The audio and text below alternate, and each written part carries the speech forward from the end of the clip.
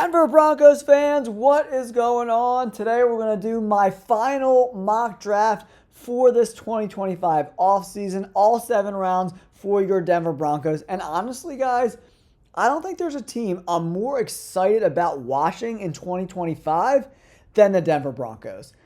Obviously, my Eagles come in number 1, but a close second is the Denver Broncos, man. Sean Payton, Bo Nix and company, they look really great. And I expect them to crush this draft. And we're going to kick things off in round 1, 20th overall. And don't forget, guys, we're only 14 subscribers away from 15K. So do me a huge favor. Hit that like button and subscribe to the channel. Help us get to 15K. Broncos fans, you will not regret it. But on the board at 20 overall, you got to go Omarion Hampton, right? They need a bell cow back. And honestly, I don't think he's that far behind Ashton Genty. I think they're 1A and 1B, 1,500 yards in 2023, over 1,600 yards in 2024, 5.9 yards per attempt in back-to-back years. That's the epitome of consistency. And let's be honest, the UNC offensive line, not a lot of pros will be coming from that offensive line, in my opinion, right? And he's been great in the backfield, too. Almost 400 receiving yards. He can do it all. 6'1", 220 pounds. I love Omarion Hampton. And honestly, if he went as early as 10 to the Bears, I would not be surprised at all whatsoever. But he's available to us, Broncos fans, at number 20. We're taking Omarion Hampton in round 1. All right, now, we're in the second round. 51 overall for the Denver Broncos, right? I think a wide receiver, number 2 wide receiver could be interesting here. Some linebacker depth. I think a lot of different positions could be interesting. You know, the tackles, Bowles and McGlinchey, are going to both be in their 30s. Bowles is going to be 33, and McGlinchey is going to be 31 by the time the season starts, right?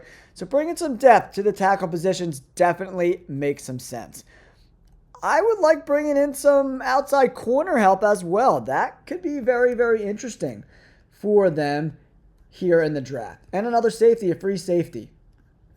They did bring in Hufanga from the 49ers. He was great in 2022 and 2023, not so much last year, right? So the Broncos roster is pretty damn good, in my opinion, right? Ben Morrison being on the board at 51 could really, really be interesting. PFF says they also could use an interior defensive lineman.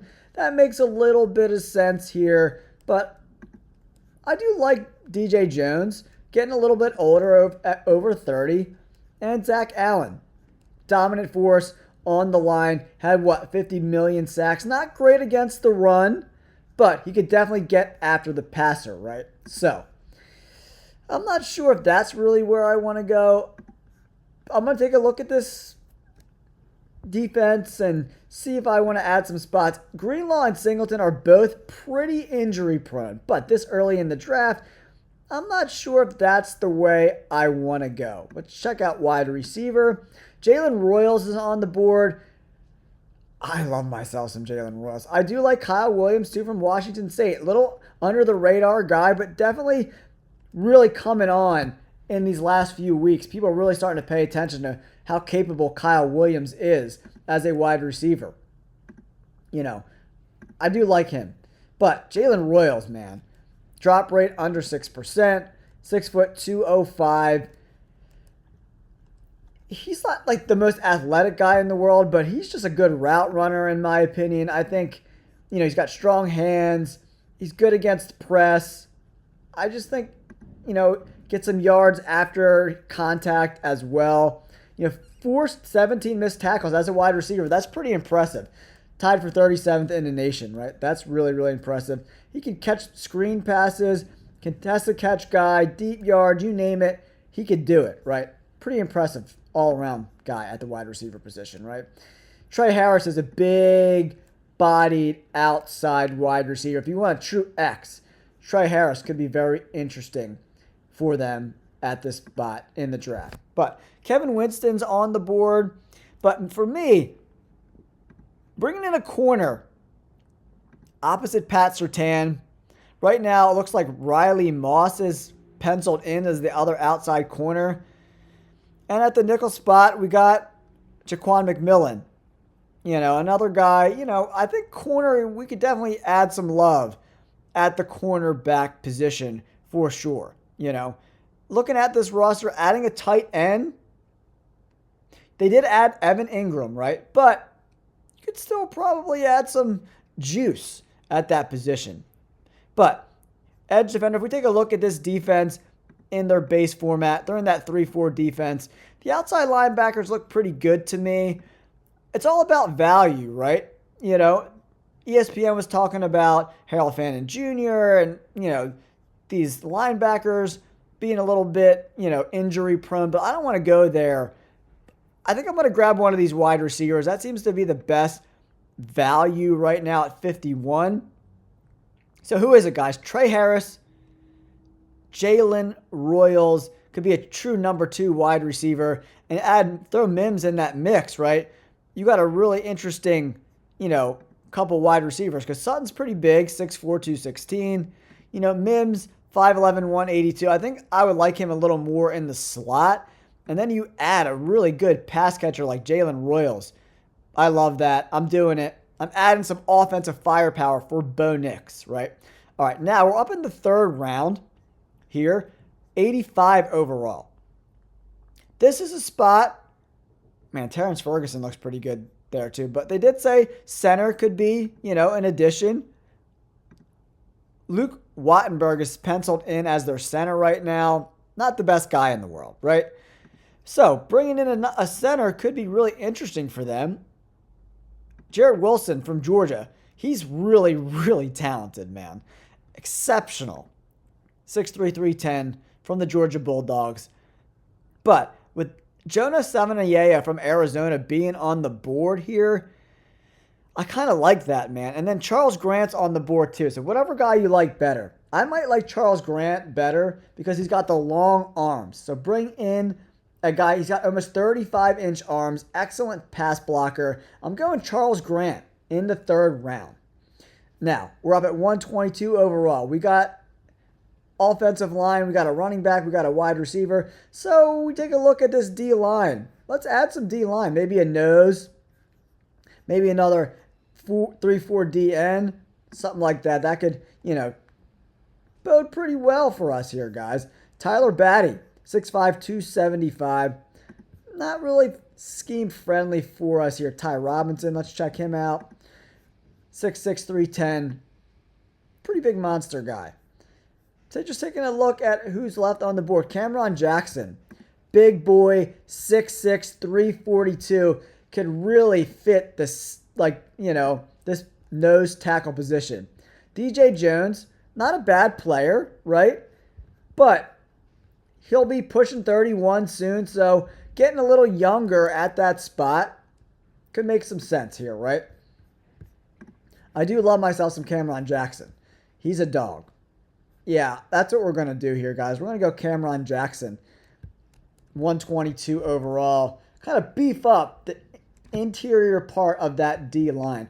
Really big nose tackle. I love that, guys. Now, here are our picks so far. No 5th round pick, but we do got 3 in the 6th round. So let's make them count here, guys, for the Denver Broncos. 191 overall. I do love myself some Za Frazier. But Danny Stutzman's on the board. This is where we're going to take a look at these linebackers, man.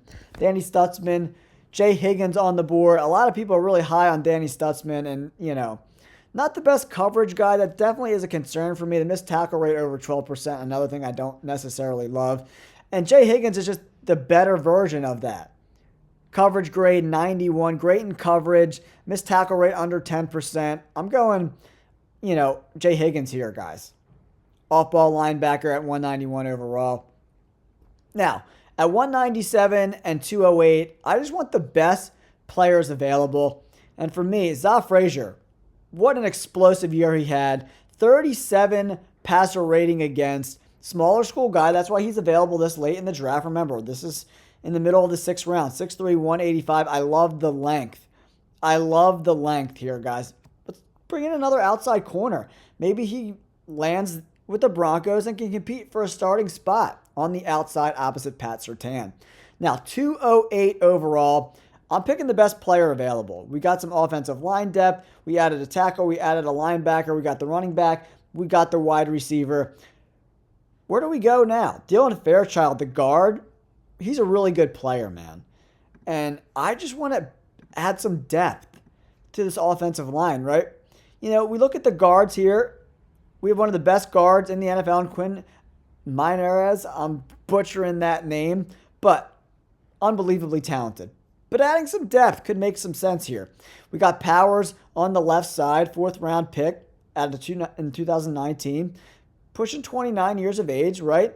And, you know, a guy like Fairchild could push for a starting spot. Something I like. Or maybe add some depth at the safety positions. Jake Majors is on the board. Yeah, I think that's what I'm going to do. Yeah, we need a center, you know, some depth at center. You know, PFF agrees with that, you know, with the depth addition at the center spot. Yeah, Jake Majors is the best center here. I'm going to do that. Jake Majors from Texas. All right, Denver Broncos fans, here's our draft. We went Marion Hampton. Given that a C-plus grade's got to be the dumbest shit I've ever heard in my life. I love Jalen Royals, too, adding a number 2 wide receiver opposite Cortland Sutton. And you can move Mims and Royals around the formation a little bit. I wanted to bring in some tackle depth in the 3rd round. Because if you look at the way these starters look, Bowles and McGlinchey's going to be 31 and Bowles will be 33. So bringing in some guys for depth. And the older players get, the more susceptible they are to injury, right? And then I wanted to bring in a nose tackle on this D-line, kind of beef it up a little bit. Cameron Jackson get a little younger there. And then at the linebacker position, we have 2 really injury-prone guys in Singleton and Greenlaw. So that's why I love Jay Higgins in that spot. I wanted to bring in some corner depth as well opposite Pat Surtain. And Jake Majors, they needed some center depth. So I don't care what these grades say. PFF grades take them with a grain of salt. They don't really matter. But adding a running back, adding a wide receiver, a tackle, some D-line help, another off-ball linebacker, corner, center. This is what the Broncos need. Let me know in the comments below. Do you like these picks? Do you not like these picks? I would love to know in the comments down below. Thank you guys so much. Don't forget to like and subscribe. Peace.